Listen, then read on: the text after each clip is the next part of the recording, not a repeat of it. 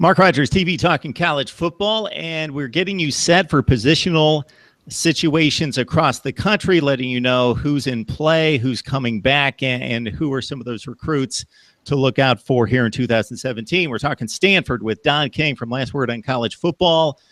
We look at the secondary. So since this emergence of Stanford football, Don, you know the national narrative for the college football, even the knowledgeable college football fan, has been front seven, running game front seven. That's Stanford football. But you're here to tell us this defensive backfield is pretty darn good despite the loss of Noah Davis and Dallas Lloyd. Here's what happened. While people weren't paying that much attention over the last year and a half, Dwayne Akina came over 3 years ago from Texas as they had a head coaching transition there.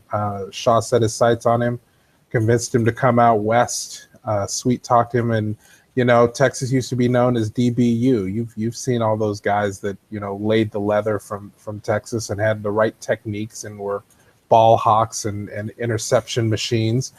And quietly, he's brought that same kind of approach and, diligence to becoming great tacticians on the back end at Stanford, kind of when folks weren't looking. I'm going to tell you right now, my number one cornerback in the entire Pac-12 for this coming year is Quentin Meeks, who is a third-year player, played as a true freshman, was a borderline star last year as a sophomore, and this kid is phenomenal. He's got incredible ball skills. You may remember him from the pick six in the Rose Bowl 2 years ago to kind of blow that thing open. It was 14-0, and Iowa was driving, and he jumped a route and took it to the house, and that one was pretty much over. Kid's a star. And what's going to happen this year, people have seen the tape on him. People have gotten afraid of him. People are going to throw away from him. And on the other side, Alameen Murphy is going to make 6, 7, 8 interceptions this year because he's also really, really good at the other starting cornerback position. So the CBs are absolute studs. And then you get to the safeties, right? You've got Justin Reed, who started last season opposite Dallas Lloyd. You can expect him to do that again this year. I think he's going to be an all-conference level performer. And then the other starting safety to replace Lloyd is probably either going to be Denzel Franklin or Ben Edwards. And candidly, depending on the time and the scenario, you could probably pick either one of them and be just fine. There are a couple of other really quality backups. Frank Buncombe is incredibly versatile. He's played some cornerback in the past. He's played some safety.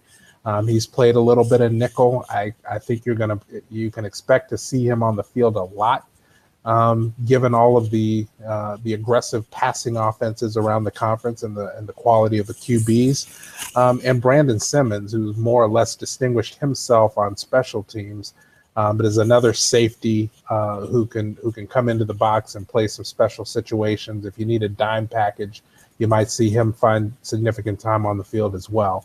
The secondary is deep. It's experienced. All of these guys have played before. Yes, they're still relatively young. They're all, third-year players or younger, but the talent level is higher than what you may have remembered about the defensive secondary at Stanford.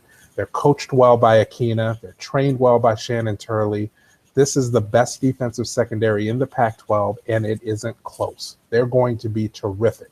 If the D-line holds up, and I candidly expect that it will, there's lots of depth at the linebacker position. I don't think that's going to be a problem. Any kind of pressure on the QB, just to not make those guys have to run around for 6, 7, 8 seconds on every snap. They're going to turn people over. They're going to make some great plays on the back end, and they're going to win some football games for Stanford in 2017. Yeah, Justin Reed back after being one of the team leaders in tackles with 55 last year at the safety spot and 4 tackles for loss. Quentin Meeks, 5 picks in the last 2 years. So you're telling us maybe more than that in one season. And Buncombe actually had a pick 6 against Washington State despite getting manhandled in that game. He had a big play in returning 126 yards for a touchdown in that one. So, Don, I got to tell you, when somebody makes the statement to me, Pac-12 defensive backfield, the best is, I'm checking USC first. That's usually my first stop. Or UCLA has had some tremendous recruiting classes in, Yep. in the Washington secondary the last last few year. years. Buda Fabian Baker, Moreau, those guys. Ishmael Adams, those guys. Yep. Yeah, Washington State just moved 3 on to the NFL in the second round of the draft, so they're replacing those guys. But Peterson has had very good hauls in the recruiting, but this is the best secondary in the Pac-12. Yeah. Mark All my right. words. We will be watching closely because I think the league has the best quarterback play and will in 2017 with Darnold back, Rosen back, Falk back. No other league can match the quarterback play that we're going to see out of the Pac-12. Jake Browning too. Yep. Yeah, they're real good. So we're going to have to be good. Fortunately, I think we will be. All right. Don King from Last Word on College Football. Please join him there. And Don and I enjoy the conversation each and every time, sir. Thank you, Mark. Appreciate it.